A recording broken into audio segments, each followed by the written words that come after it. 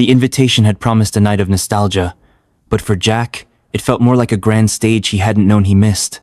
He stepped into the ballroom of the Hudson Grand, a place dripping with old-world elegance that seemed to mock the passing years. The air was a peculiar blend of expensive perfume, stale air conditioning, and a potent whiff of ambition and unfulfilled dreams. He stood by the entrance for a moment, letting the room absorb his presence. He was a creature of habit, and his habit was to command attention without asking for it. At 52, he was no longer the boy with the perfect smile, but he carried a weight of success that was just as compelling. His tailored charcoal suit was a silent testament to his achievements, and the silver at his temples only added a distinguished air to the handsome face that had launched 1,000 high school crushes. The noise of the crowd, a low murmur of rekindled conversations and awkward introductions, seemed to dim as he moved through it. He saw the flicker of recognition in the eyes of old friends and rivals. A few of the guys a little heavier, a little balder slapped him on the back, but it was the women who truly held his gaze. Their names and faces came back to him in flashes, a mental Rolodex of who they were and who they had become. There was Sarah, the artist. She used to hide behind a curtain of her long, dark hair, her eyes scanning the room as if searching for a deeper truth. Now, her hair was a stylish bob, and she held herself with a quiet confidence, the owner of a successful gallery in Soho.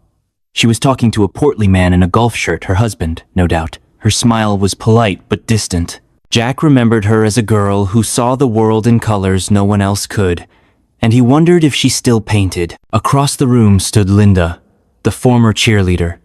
Her vibrant energy had always been a force of nature, a whirlwind of pep and positivity. Today, she was impeccably dressed, her blonde hair coiffed into a perfect, elegant sweep. She was laughing a little too loudly at something her husband, a quiet, serious-looking man, was saying.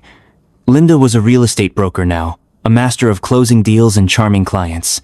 But the practiced laugh had a brittle edge to it. Jack remembered a girl whose spirit felt boundless, and he wondered if it had finally found its limits. Then there was Michelle. She had been the quiet bookworm, always in the back of the classroom, her nose buried in a novel. She had been a ghost, a presence so soft you barely noticed her. But time, it seemed, had been exceptionally kind to her. She was stunning now, a cascade of dark, curly hair, framing a face that was both intelligent and beautiful. She was a corporate lawyer, her husband an accountant whose quiet demeanor seemed to make him disappear into the wallpaper. Michelle's eyes met his from across the room, and a small, genuine smile touched her lips. It was a smile of pure recognition, devoid of the performance Jack was used to seeing from others. Jack made his way through the crowd, exchanging pleasantries, but his mind was already at work. He wasn't there to reminisce about football games or prom night. He was there to see if the old power still held, if the old magic could still bend the world to his will. The casual way Sarah's husband held her arm, the way Linda's laughter didn't quite reach her eyes, the almost shy way Michelle greeted her husband's joke. Jack saw the cracks in the facades. He saw the years of routine and quiet compromise that had settled on their lives. He approached Michelle first. "Michelle, is that you?" His voice was a low, warm baritone that seemed to cut through the din. Michelle's smile widened, a genuine light filling her eyes. "Jack, I would have recognized that smirk anywhere." He chuckled, a sound that was both intimate and confident. "You look incredible. What have you been up to since forever?" They talked for what felt like minutes but was likely a full hour, moving away from the main group. Jack didn't talk about his ventures or his money. He talked about her. He asked about her life, her work, her passions.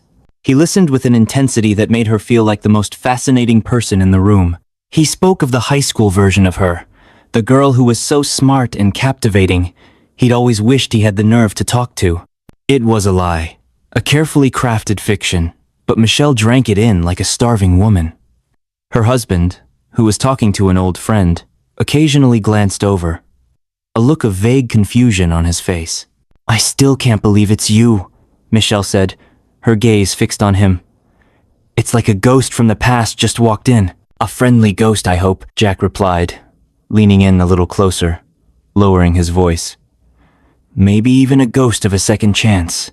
The line was dangerous, but he knew exactly what he was doing. He saw a brief, startled flash in her eyes, followed by a soft, wistful look.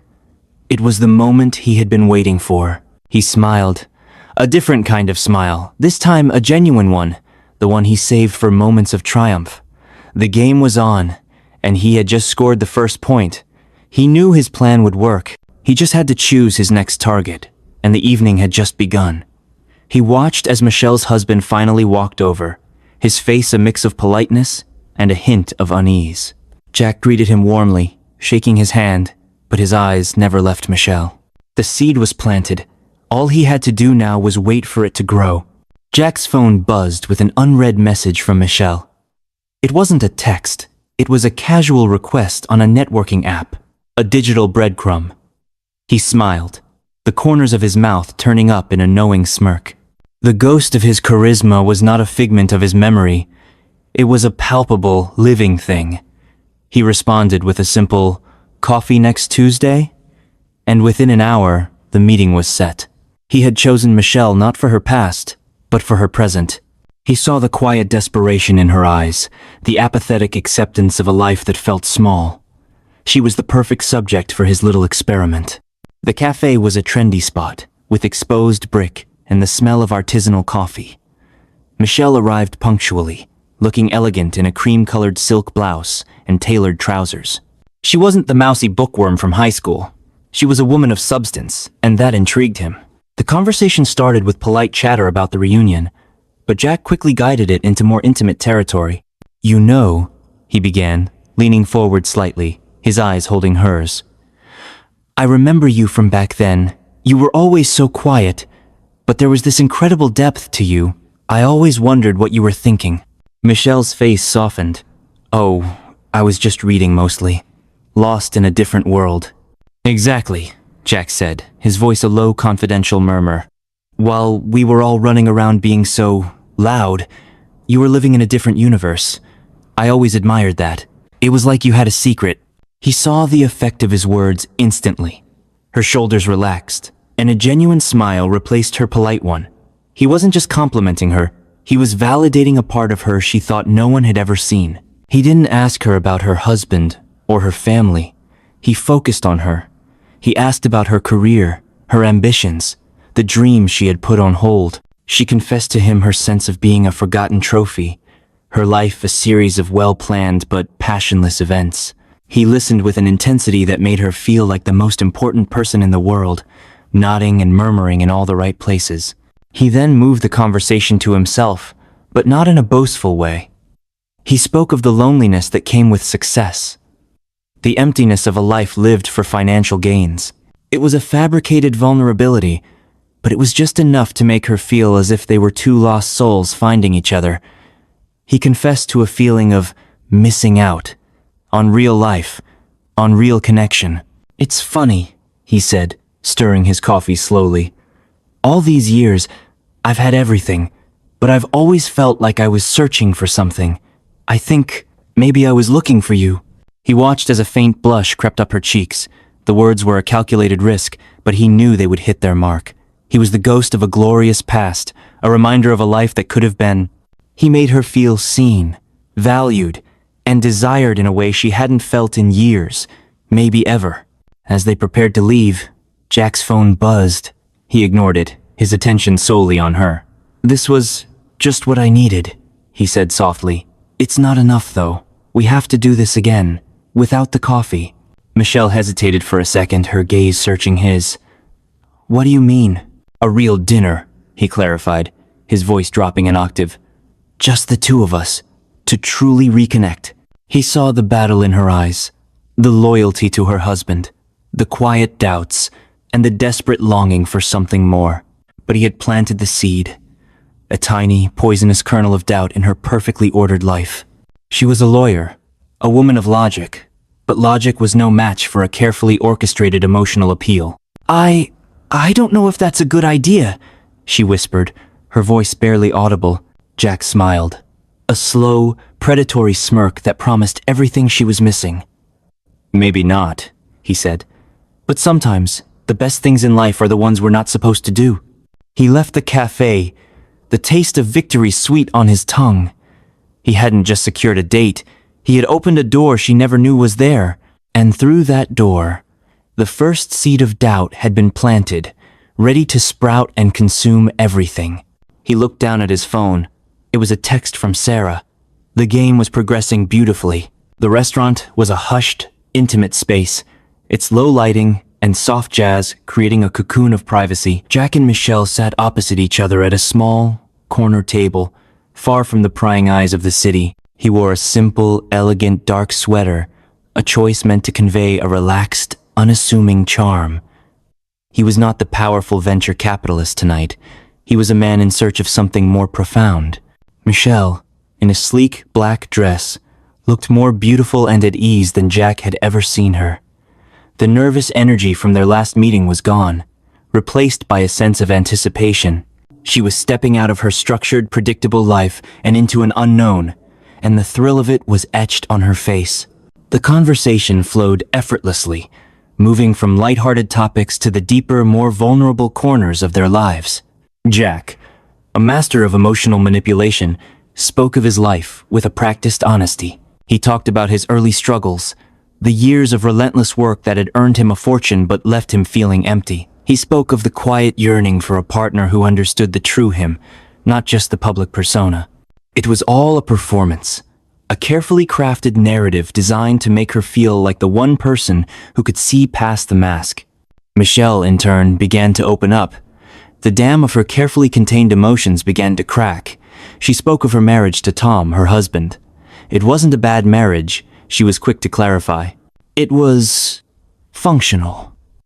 It's like a business partnership, she said, her voice dropping to a near whisper. We manage the house, the finances, the kids. We're a team. But the romance, the passion, it's just gone. It's been gone for so long, I'm not sure I remember what it feels like. This was the opening Jack had been waiting for. He reached across the table and took her hand, his thumb gently stroking the back of her skin. The gesture was simple, but his touch sent a jolt of electricity through her. I think you're confusing living with being alive, Michelle, he said, his eyes intense and direct. You're living a perfectly organized life, but you're not feeling it. You're not feeling the kind of passion that makes your heart race, the kind of connection that makes you feel seen for who you truly are. Tears welled in Michelle's eyes, and she didn't pull her hand away. How do you know that? She asked, her voice trembling. Because I feel it too, Jack lied smoothly.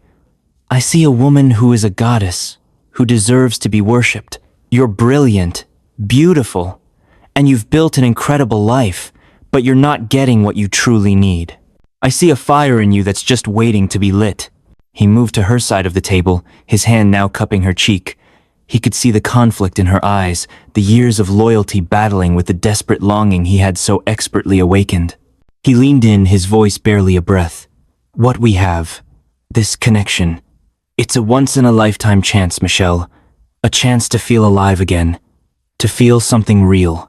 Her resistance crumbled. She closed her eyes, and a single tear rolled down her cheek.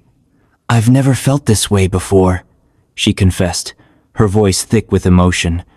Not even with Tom. Jack kissed her then, a slow, deliberate kiss that was more about possession than passion. He was claiming her, marking his territory. The unspoken confession was now out in the open, and there was no turning back. Later, in a nearby hotel room, Michelle's quiet desperation gave way to a reckless abandon. The years of emotional drought made the flood of manufactured passion feel like a monsoon. For her, it was a moment of liberation, a desperate attempt to reclaim a part of herself she thought was lost forever. For Jack, it was a victory lap. He had broken through her defenses with a handful of well-placed compliments and a fabricated sense of shared loneliness. As they lay in the hushed silence of the room, Michelle turned to him, her eyes shining with a mixture of shame and gratitude. What are we doing, Jack? She whispered. Jack pulled her closer, the ghost of his smile playing on his lips. We're living, Michelle. For the first time in a very long time, we're finally living. He knew the lie was a dangerous one, but he also knew she was already starting to believe it. He had planted the first seed of doubt, and now he had just confirmed her greatest fear and her most exhilarating hope. He had won the first round, and the thought of who would be next was already starting to excite him. Jack's success with Michelle only fueled his arrogance. He felt a familiar surge of power, a validation of his own enduring magnetism. It was a high he hadn't felt in years, a rush more intoxicating than any financial victory. His next target was Sarah, the artist.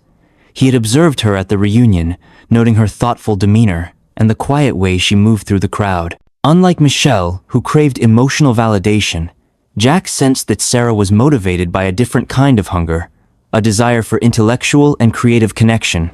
Her husband, a pleasant but predictable man, seemed to provide a stable but uninspiring foundation for her life. Jack knew he couldn't use the same tactics. He began by finding her online gallery, sending a message filled with insightful, specific compliments on her work. He didn't just say her paintings were nice. He used artistic jargon, commenting on her use of light and shadow, the emotional depth of her brushstrokes, and the hidden narratives in her landscapes. His knowledge was feigned, quickly gleaned from a few minutes of online research, but it was enough to make his praise feel authentic and profound. Sarah was intrigued. She messaged him back, surprised and flattered that he had taken the time to look at her art, let alone understand it. Jack invited her for a creative brainstorming session at his apartment, promising to share some of his own ideas for a potential art project. It was a clever ruse, one that appealed to her professional pride and curiosity.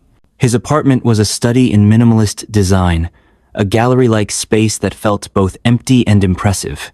He had a few of his own acquisitions on the walls, pieces that were valuable, if not personally meaningful to him. He put on some classical music and offered her a glass of rare wine. The atmosphere was one of quiet, sophisticated intimacy. He steered the conversation away from their personal lives at first, focusing entirely on art, creativity, and the nature of passion.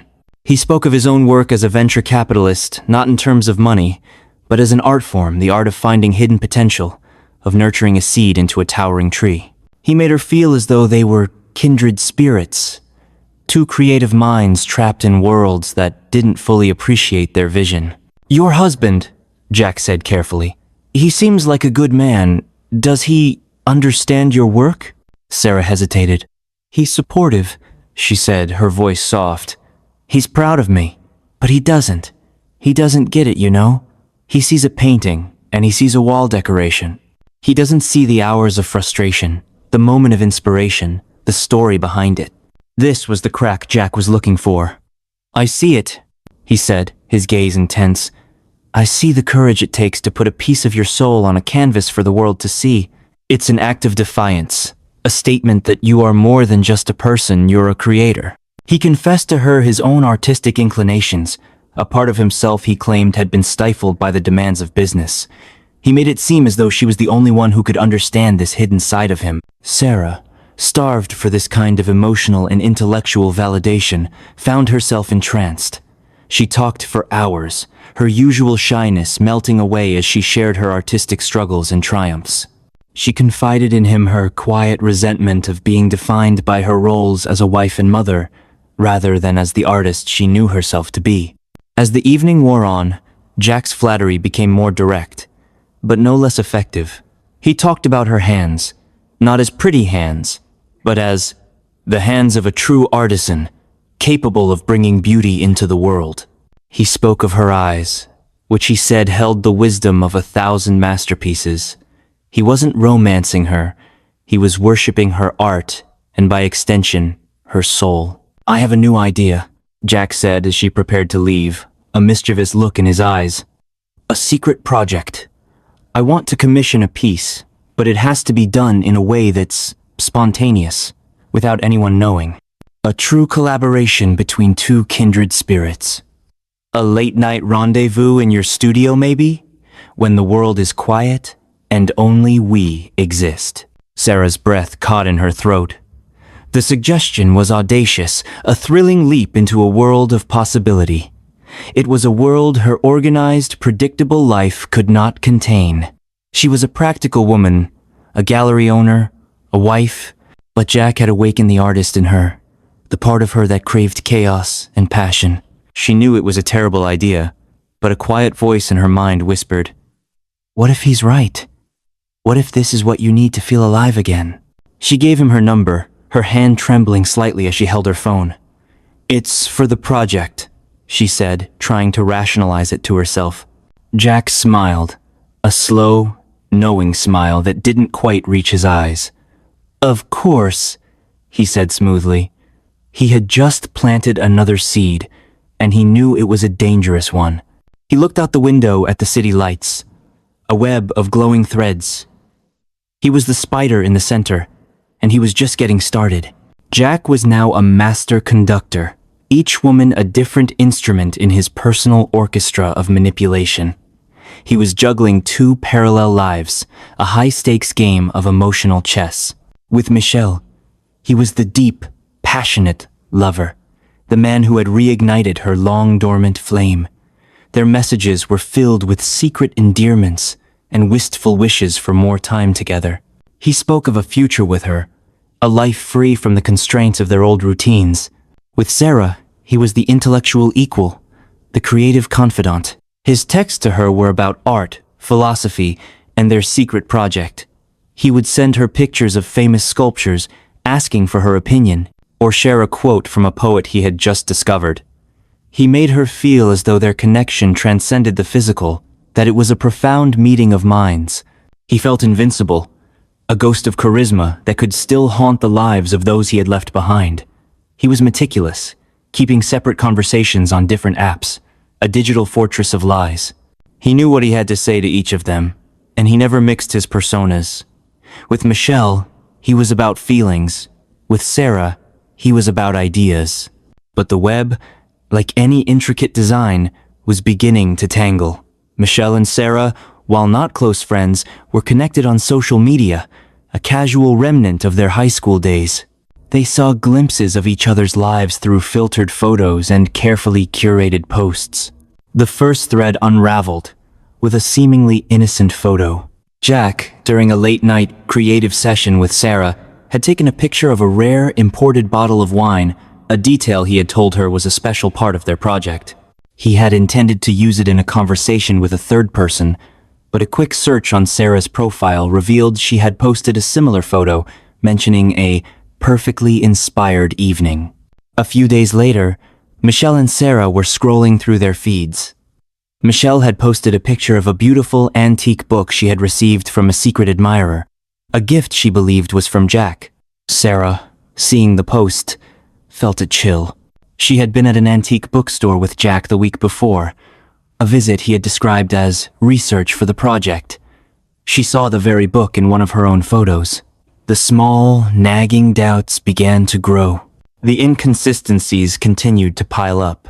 Jack, a master of flattery, had used the same phrase with both of them, a line about how they deserved to be worshipped.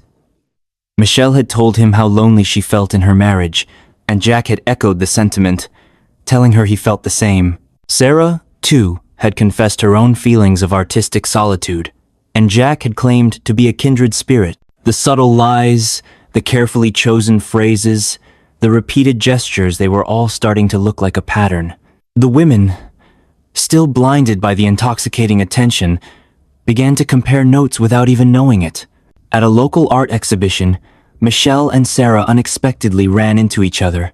They made small talk, their husbands a few feet away. "Your paintings are stunning, Sarah," Michelle said, genuinely admiring the work. "Jack told me you were a genius." Sarah's smile faltered. "Oh?" He said the same thing to me. The air between them changed. The polite masks slipped, replaced by a flicker of uncertainty. They continued to talk, a quiet, conspiratorial energy passing between them. They exchanged stories about their recent catch-ups with Jack, each tale sounding eerily similar to the others. The location of a dinner, the details of a quiet evening, the seemingly intimate compliments, it was all a shared script. They said their goodbyes, but their minds were racing. The initial seed of doubt had taken root, and now it was growing into a thorny, tangled vine. Jack had not only woven a web of deceit, he had tied the ends of the threads together. He was so confident in his ability to control the narrative that he hadn't considered the possibility that his two victims might have more in common than he thought. He had won a battle, but the war was far from over. The final chapter, a devastating reveal, was now inevitable. The climax exploded at a charity gala, a glittering, high-stakes event all three couples attended.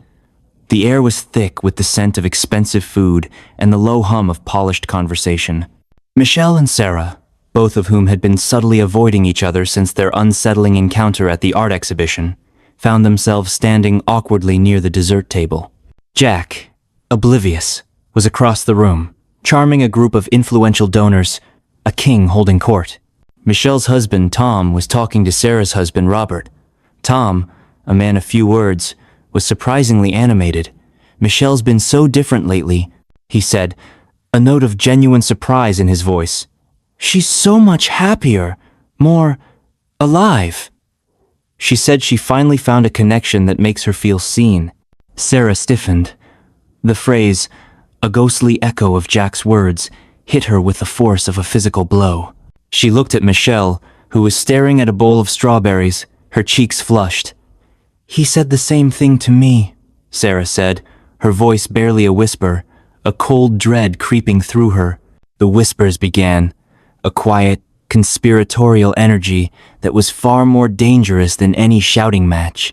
The two women, their carefully constructed facades of happiness crumbling, moved to a quiet corner of the ballroom. They started to talk, a frantic, whispered conversation.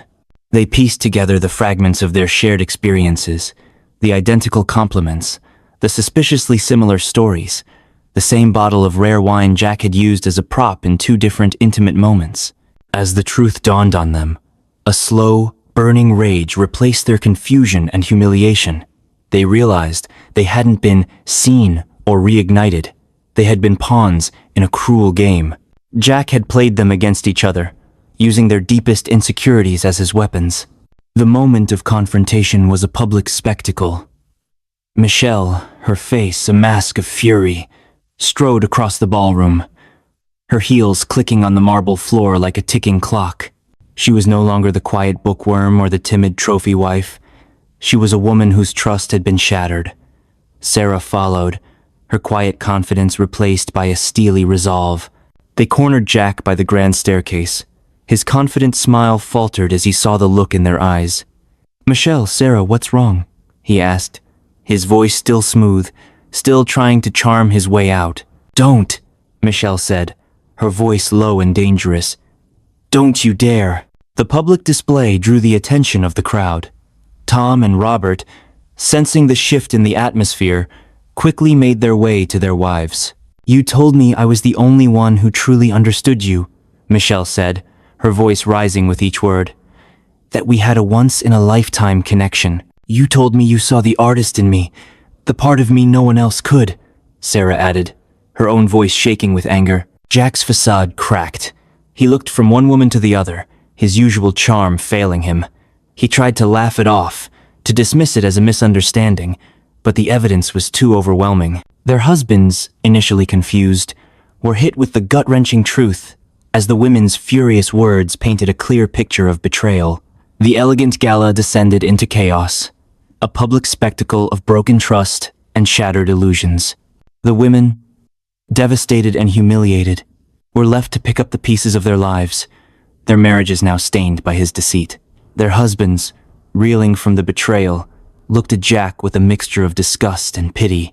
He had won the game, but in the end, he had nothing to show for it. His kingly facade was shattered, his reputation in tatters, a solitary figure in a crowd of people whose lives he had irrevocably damaged. He had come to the reunion to prove he was still the king, but he left as a ghost, a bitter reminder of a past that should have stayed buried.